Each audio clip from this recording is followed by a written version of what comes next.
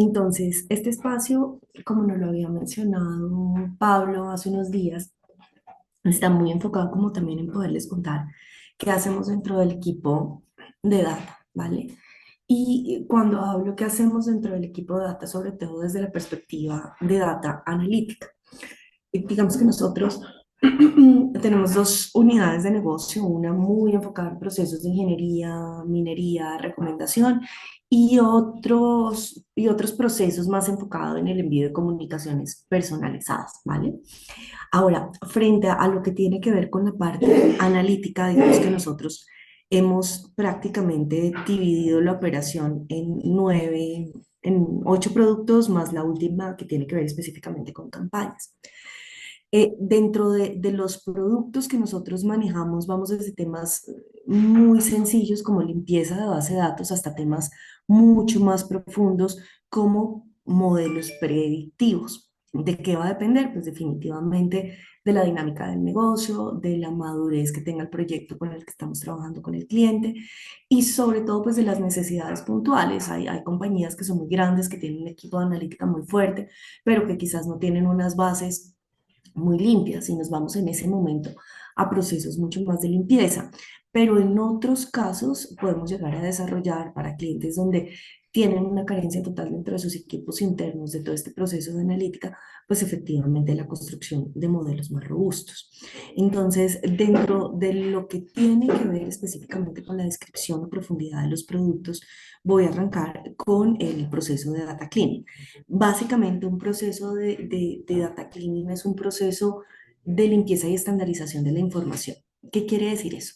Muchas veces nosotros tenemos clientes donde tienen en un Excel eh, un archivo plano, otra información, otros temas los tienen ya directamente en su base de datos y otro tipo de data mucho más digital quizás venga desde Analytics. Lo que nosotros hacemos es integrar esa información y tratarla de estandarizar para que si hablamos de Bogotá esté de la misma manera, idealmente codificada, para que si estamos hablando de nombres y apellidos, los nombres estén en los nombres y los apellidos en apellidos, para que cuando lleguemos a la última parte del proceso que tiene que ver ya con dirigir comunicación personalizada, efectivamente la comunicación llegue con el nombre que es, al correo que es y que también minimicemos temas de costos para el cliente. Cuando yo estoy estandarizando la información, por ejemplo, del correo electrónico y verifico que de los 1000 correos que tienes, no sé, 200 son el noinforma@noinforma.com, pues esos correos se limpian de los procesos de alistamiento y de envíos de campañas para que al cliente yo no le esté cobrando por un envío de 1000, sino por un envío de 800. Y eso pasa para temas de dirección, para absolutamente todos los datos que impliquen una gestión de comunicación.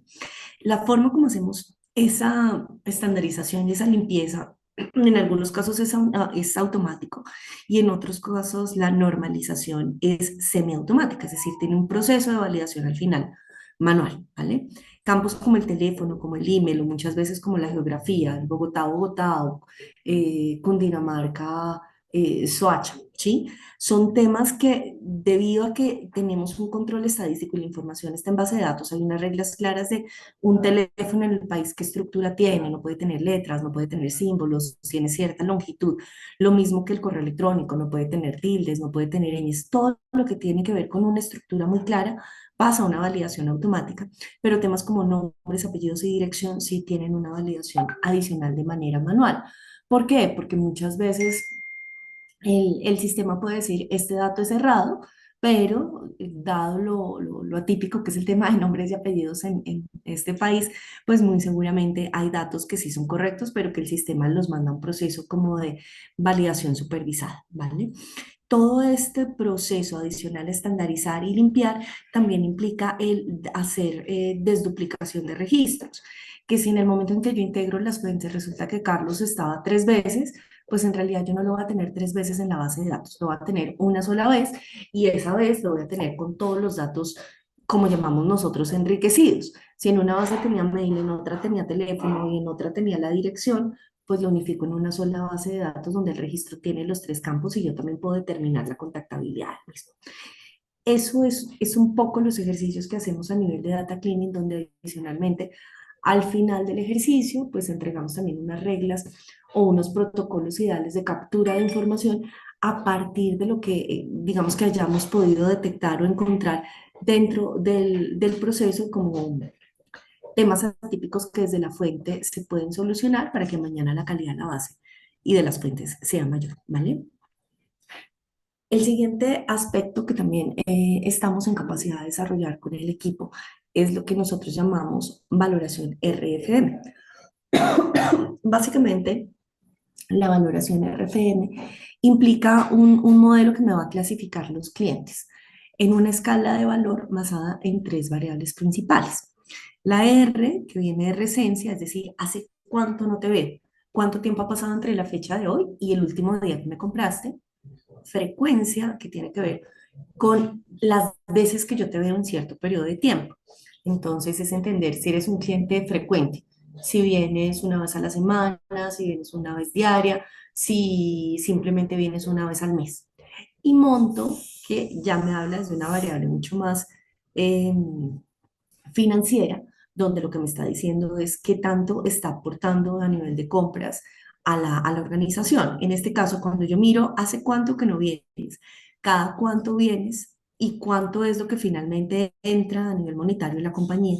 Se puede organizar una pirámide donde vas a tener en la punta de la pirámide los mejores clientes, que son menores recencias, porque nos vimos hace poco, con frecuencias muy altas, porque tienes un alto consumo de la marca y al final, pues también tienen montos altos. ¿Por qué? Porque muy seguramente habrán usuarios que puede que yo vea muy seguido, que vi hace poco, pero que quizás no tienen unos tickets promedios o unos montos muy altos de aporte a la compañía. Ese tipo de variables por cada negocio cambia. ¿Por qué? Porque es muy diferente la velocidad en la que yo compro, por ejemplo, un automóvil a la que yo compro un café en Juan Valdés.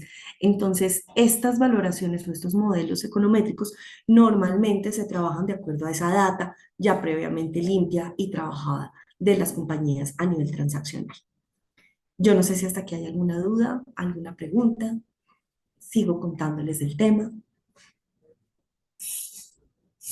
Moni, yo tengo una pregunta Ujú. y es, bueno, en la primera sección que nos dijiste de data cleaning, ahí nos puedes explicar un poco más qué clientes son los que te llegan ahí, o sea, cuál es la necesidad que realmente, o sea, por qué llega un cliente de data cleaning Bien.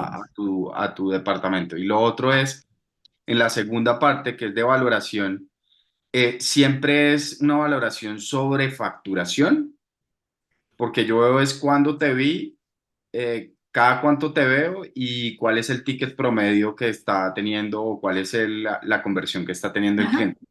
ajá. Pero Bueno, no se hace de manera ya, diferente. ya, Ok. ya voy. Voy a arrancar primero con Data Cleaning. Yo te diría, Data Cleaning es de los productos más necesarios en las compañías y normalmente es la puerta de entrada a otros negocios.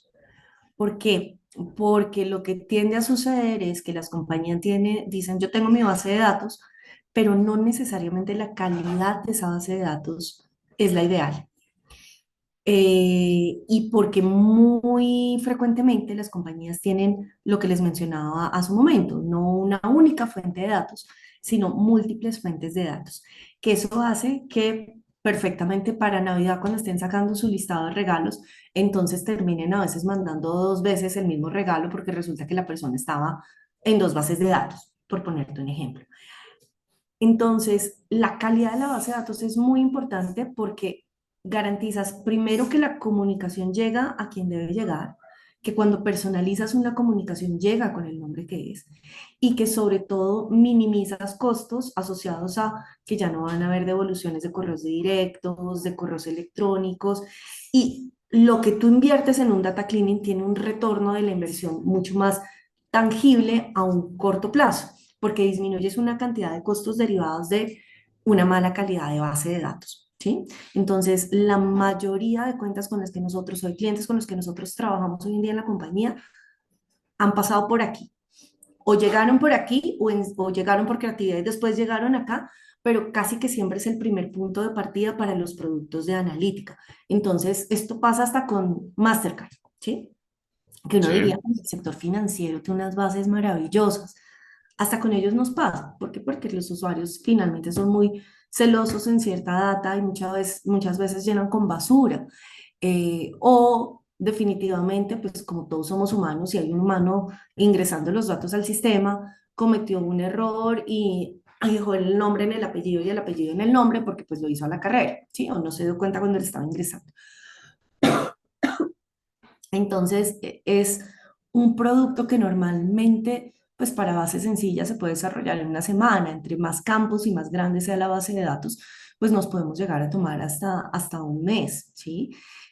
Hay bases de datos que se limpian de menos de 10.000 registros y hay bases que hemos limpiado de más de 1.000.000. El costo definitivamente viene dado al número de campos que se van a limpiar y el número de registros que finalmente van a llegar en esas fuentes de información. Se hace una evaluación, se hace la propuesta y junto con la propuesta pues también va el tema de tiempos del desarrollo, ¿vale? Y frente a la valoración RFM, este modelo de valoración RFM se alimenta solo de esas tres características. Para modelos mucho más complejos, que no solamente vengan desde una parte cuántica,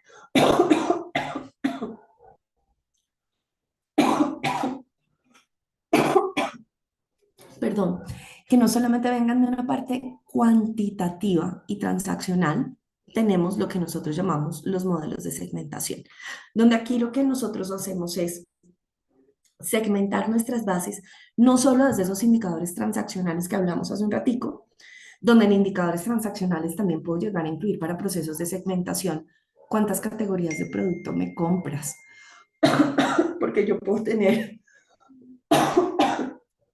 ay, perdón, yo puedo tener un muy buen cliente, pero que solamente me compre una categoría y pues puedo tener categorías complementarias donde yo vea que hay productos afines, donde puedo empezar a generar ejercicios de cross-sell.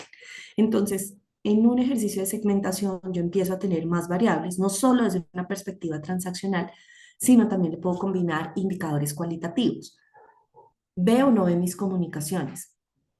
Eh, eh, Está entre tales y tales estratos. Solteros, casados o jóvenes universitarios.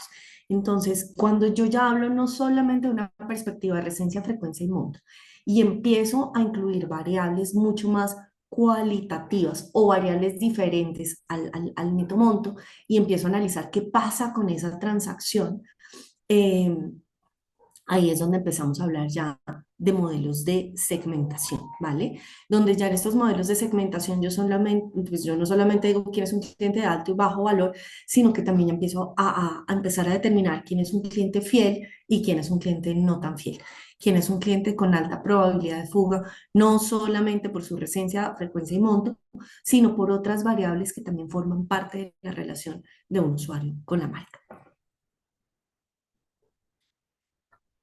Dentro de los modelos de redención, que es otro tipo de análisis estadístico que desarrollamos en el equipo, es muchas veces hay programas, los programas relacionales, digamos que se pueden manejar desde dos perspectivas de, de reconocimiento y de incentivo. ¿M? Entonces, es muy diferente cuando yo tengo un programa de puntos netamente, ¿sí? Pero es muy importante también la variable emocional y por eso es que hablamos de reconocimiento, retos y otra serie de variables y características. Todos los programas que tienen por debajo un programa de incentivos, es decir, hay una moneda llamada punto y ese punto al final se traduce en un obsequio que él puede redimir y que le va a llegar a su casa o que le va a llegar a su email si es un bono digital, normalmente tiene por detrás un modelo de redención. ¿Qué es lo que busca un modelo de redención?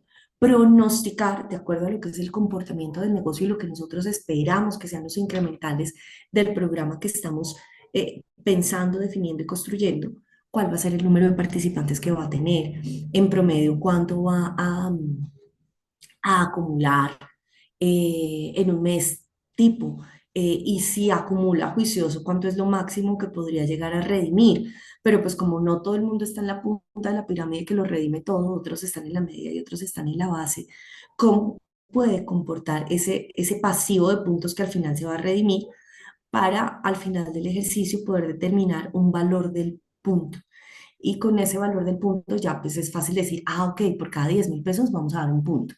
Y cada punto va a nosotros a equivaler a 8 pesos a nivel de redención, ¿vale? Entonces, es estructurar qué tengo que hacer para conseguir un punto y ese punto cuánto debe costar en el momento de una redención para el negocio, de tal manera que haya una salud financiera sostenible a largo plazo para el programa, porque si no sería muy fácil decir, ah, no, un punto por cada 1.000 y pues que con eso pueden redimir un montón, pero pues al final eso puede pegarle directamente a tu rentabilidad. El modelo de redención lo que busca es ver un escenario positivo, un escenario moderado, un escenario mucho más pesimista a nivel de acumulación y de redención para al final determinar un valor de punto ideal y un impacto presupuestal del programa a lo largo del tiempo.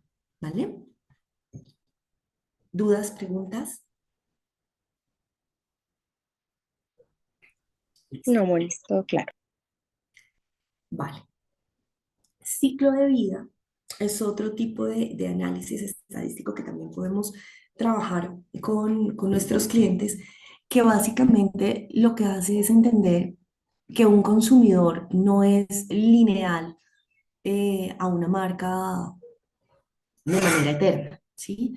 Hay un momento en el que conocemos una marca, empezamos a explorarla, empezamos a consumir más de sus productos.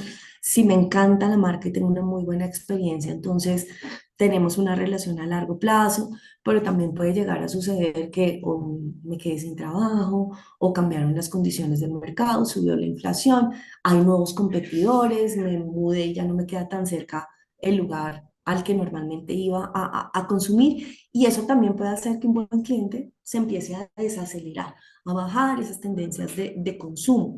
Y en esos casos, pues es muy importante entender quiénes son y cómo dirigir estrategias de comunicación que a partir de un modelo de metas me permitan nuevamente poderlo hacer crecer.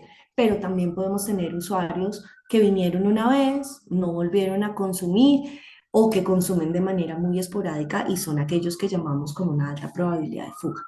O por otro lado, tener usuarios que tienen un consumo estándar, pero que yo les veo potencial de crecimiento por todas las variables que normalmente el segmento en el que están terminan siendo las medidas de consumo. Entonces, el analizar en qué grupo y en qué momento del ciclo de vida estás tú en tu relación con una marca es lo que nosotros llamamos modelos de ciclo de vida, donde yo genero clústeres o genero agrupamientos de personas que pueden ser susceptibles a proactivación. Proactivación es un usuario que si viene, ok, está viniendo a tener consumos, pero lo que yo detecto es que tengo un potencial de crecimiento muy importante versus lo que es la media de ese mismo segmento. O reactivación, que son aquellos muy buenos clientes que yo tuve en algún momento, que definitivamente veo que empiecen a tener una baja en sus tendencias de consumo y que casi que están con una alta probabilidad de fuga. Entonces, dependiendo lo que se encuentre, se definen estrategias de comunicación y de metas diferentes para tratar de volver a incentivar el consumo, una buena relación con la marca y al final tener un ingreso marginal percibido en esos clústeres. ¿Dudas, preguntas de ciclo de vida? Vale. Ahora, de los programas que hemos mencionado, como por ejemplo el programa de modelos de redención, donde normalmente hay puntos, donde normalmente hay un incentivo de por medio, como buenos colombianos, pues también hay una alta probabilidad de fraude. Tenemos casos como por ejemplo el programa que está sucediendo ahora con Primax de la Big Promo, pues lo que sucede en varias estaciones o con varios isleros es, pues como a mí me entregan unos cupones, las personas consumen, no les doy el cupón, yo me quedo con los cupones y se los doy, por ejemplo, a mi papá. Pero el poder identificar eso en el 1-1 pues es imposible si nos vamos a tratar de hacerlo de manera manual. Entonces, para ese tipo de situaciones, llámalo un modelo de redención, llámalo un modelo de acumulación, llámalo un sorteo, eh, donde hay algún tipo de incentivo, es que existen los modelos antifraude. Básicamente, ¿qué es lo que hacemos en este tipo de productos, en este análisis estadístico? Lo que hacemos es analizar cierto periodo de tiempo para que el sistema nos diga pues cuáles son las medias, los promedios, las desviaciones del comportamiento de los usuarios y a partir de ello construir, digamos que ciertos rangos o ciertos límites que nos van a permitir encontrar anomalías de comportamiento. Y esas anomalías de comportamiento es lo que nos va a decir si sucede algo de este tipo, es decir, alguien redime más de esto, alguien acumula más de esto, alguien termina generando más de tantos cupones, a pesar de que tiene moto en tal ciudad que normalmente el consumo no es tan fuerte, ¿sí? Considérelo como un posible fraude y repórtelo. Eso es lo que sucede en este tipo de modelos. No es que yo te diga definitivamente es un fraude, pero sí se dicen estos datos son anómalos, son atípicos para el modelo, son fraudulentos. Es importante que los revisen, si sí son válidos, no son válidos, para que puedan llegar a ser transacciones que de verdad permitimos el día de mañana que rediman o que finalmente formen parte de un sorteo o de un concurso, ¿vale? Para poder desarrollar modelos de tipo antifraude, sí se necesita tener un histórico o un punto de comparación. Yo no puedo construir un modelo antifraude antes de que arranque un programa. ¿Por qué? Porque necesito ver la velocidad de uso, la velocidad de consumo, la velocidad de acumulación, la velocidad de redención. Y normalmente esto se da con programas que al menos tienen 6 meses de vigencia. Digamos que luego del primer trimestre uno puede tener ciertas hipótesis, pero en realidad es al menos un semestre lo que se requiere para lograr tener una estadística mucho más clara y construir hacia futuro. Hasta acá está claro. Súper claro, Moni. Listo. Y pronósticos también es otro de los temas que podemos llegar a manejar. Claramente aquí hemos hablado de pronósticos asociados a va a decrecer en su consumo, va a crecer en su consumo, eh, o predicciones asociadas a los usuarios que vemos que tengan este comportamiento seguramente son fraude. Pero más allá estamos en capacidad de hacer cualquier tipo de pronóstico, mirada hacia futuro, derivado de lo que nosotros llamamos series de tiempo. ¿Qué implican las series de tiempo? Tener al menos un año de historia de aquello que queramos predecir, porque hay muchos temas que tienen un comportamiento estacional. Normalmente los clientes no consumen igual en un Black Friday a lo que van a consumir en el mes de febrero, por ejemplo.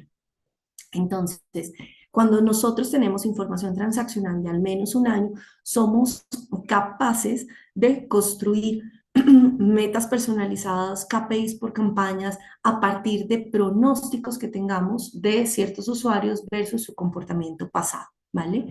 De todas maneras, toda esta información de pronósticos normalmente se va nutriendo de lo que viene pasando a lo largo del tiempo y no son temas que queden estables, sino que siempre los temas macroeconómicos van a terminar afectando esos mismos pronósticos. Entonces, cuando nosotros construimos KPIs de un programa, normalmente tienen un periodo de refinado de manera mensual, de manera trimestral, dependiendo de la velocidad de la dinámica de la industria, pero a lo que voy es que estamos en capacidad de predecir comportamientos de cualquier variable que sean sensibles en la operación de un negocio. ¿Para qué? Pues sobre todo para tratar de tener una meta, al entender, ok, ¿cómo va el 2024? Va a ser un año duro, va a ser un año retador, el gobierno nos dice que no vamos a crecer mucho, solo en cerca de un 2% el próximo año, que la inflación va a estar de esta y esta manera, ok, como compañía, ¿qué meta nos vamos a poner a nivel de crecimiento de X producto, de crecimiento de X categoría, de crecimiento en personas registradas, de crecimiento de uso de nuestras alianzas? Todo eso puede estar dentro de los temas de pronósticos derivados de esos comportamientos históricos y de las tendencias también macroeconómicas que se vean afuera. Y de todo esto que acabamos de hablar, ya sean procesos de bases de datos que limpiamos, estandarizamos, ejercicios donde segmentamos, realizamos los clientes y empezamos a analizar su comportamiento a nivel de transacción, a nivel de uso de los productos, a nivel de redención, a nivel de PQRs, a nivel de un comportamiento digital, estamos en capacidad de construir herramientas de data visualización o lo que llamamos tableros de control. Básicamente, esos tableros de control lo que hacen es entender cuáles son los KPIs críticos para tu negocio, definir cuáles son las fuentes de información de las cuales nos debemos alimentar, cada cuánto nos vamos a alimentar o cada cuánto necesitas ver esa información actualizada, porque pues es el mismo periodo en que la fuente se actualiza, cómo nos vamos a integrar con ellos, siempre buscando que sean protocolos seguros de conexión, y a partir de eso diseñamos un storytelling muy visual y muy gráfico para que desde Power BI o desde Tableau se pueda ver cómo va el comportamiento de los diferentes programas, ¿vale? Ahora, adicional a lo que es esa parte analítica que estábamos conversando, como les mencionaba, con todos los datos finalmente se pueden construir comunicaciones personalizadas. La gestión de esas comunicaciones personalizadas, sea por mail, sea por SMS, sea por una llamada pregrabada, estamos en capacidad de construirlas y estamos también en capacidad de construirlas de manera de manera segmentada y de manera perfilada.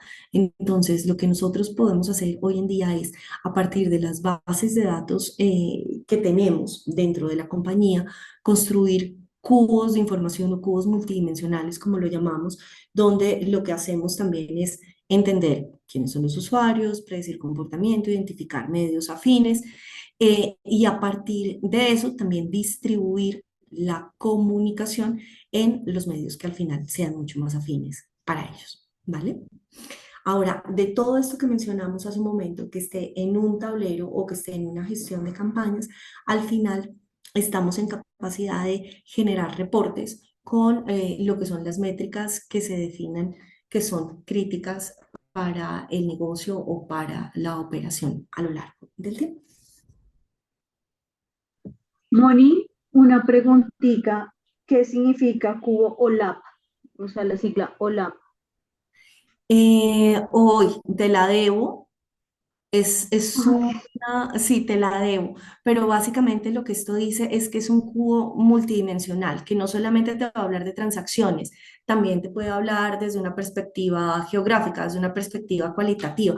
Es como si yo integrara no solo una arista de la información, sino múltiples aristas de la información para poder construir, digamos, un conocimiento mucho más profundo de la situación de un negocio, de la situación del cliente para a partir de esas dimensiones que yo pueda generar reportes. Entonces, por ejemplo, yo quiero generar un reporte de la zona norte de las personas que consumen esta categoría de productos y que normalmente están en este estrato. Entonces tú te estás metiendo con una dimensión geográfica, con una dimensión transaccional y estás generando y extrayendo un reporte, ¿vale? A eso se refiere el tema de Cubo Lab, entender que la información no solamente viene de una fuente, que puede tener diferentes dimensiones de conocimiento y que lo que hace el reporteador al final de cuentas es configura los filtros, configura lo que quiere ver en el reporte y se extrae el reporte. Ok. Moni, no sé, yo acabo de buscar así rápidamente en Google, no sé si significa eso, pero dice Online Analytic Processing. Tal cual, sí, sí, sí, porque es lo que te estoy diciendo, que cuando yo tengo ya las dimensiones integradas, yo puedo generar los filtros y los reportes de una manera dinámica y automática en tiempo real, porque le doy las variables, le digo qué es lo que quiero reportear y el sistema te lo extrae. Gracias por la aclaración del online. Listo. Ahora, ¿cómo funcionamos normalmente en el equipo? Pues como todas las áreas de la compañía, nosotros trabajamos inicialmente con una orden de trabajo en core, donde se describe el alcance de lo que se necesita, se adjuntan los insumos. Si estamos hablando de una campaña de email marketing, entonces nos pasan los HTMLs, o si nos están pidiendo hacer un proceso de data cleaning, nos mandan la base de datos, o si es construir un modelo antifraude a partir de ciertas reglas, nos comparten la PPT del programa, como que todo lo que tiene que ver con esos insumos vienen dentro de la tarea de core, incluyendo como esa fecha estimada de entrega. Posteriormente, nosotros lo que hacemos es validar que esos insumos estén perfectos, arrancamos a trabajar. Si tenemos, digamos que alguna duda, alguna aclaración, lo conversamos con el dueño de la tarea, que normalmente es el equipo de cuentas, y posteriormente hacemos como una prueba o una auditoría interna, o sea, verificamos que la base de datos para el email esté correcta, que la construcción de los queries para un reporte estén bien integrados a las fuentes de información, que el tablero de información que estamos creando de solución a los KPIs que inicialmente en la tarea están solicitando. Y a partir de eso, pues hacemos la entrega de todo el producto dentro del sistema y cerramos la tarea para que quede, digamos que toda la trazabilidad dentro de la compañía. Las labores que nosotros desarrollamos normalmente pueden ir en temas desde un día hasta casi que un mes. ¿Por qué? Porque hay data cleaning de bases muy pequeñas que pueden salir de 1 a 3 días. Hay alistamientos de bases de datos que prácticamente Mastercard nos dice es de ya para allá, pero también tenemos unas bases de datos que de pronto son de una mayor personalización. Cuando protección nos dice a inicio de año, necesitamos mandar los resultados de cómo están tu estado de cuentas al cierre del 2023. Entonces, no solamente llegan las bases de datos, sino que como es información jurídica tan delicada, más allá de lo que haga el sistema, hay una auditoría manual por detrás. Entonces, muy seguramente ahí tomamos un poquito más a lo que es un envío tradicional sobre email, sobre SMS, sobre cualquier medio, pero también digamos que ejercicios de data visualización normalmente toman de 1,5 a 4 semanas. ¿Por qué? Porque es entender cuáles son las fuentes de información, revisarlas, integrarlas, hacer un ejercicio de diseño del tablero como tal, pues para finalmente probar, testear y entregar al cliente. No hay un tiempo estándar, como lo ven, pero finalmente sí son tiempos que antes de arrancar el proyecto, cuando nos llega la tarea en core, negociamos la fecha de entrega, la confirmamos y digamos que nos ceñimos a unos tiempos promedio estándar, que es lo que tenemos en este cuadrante.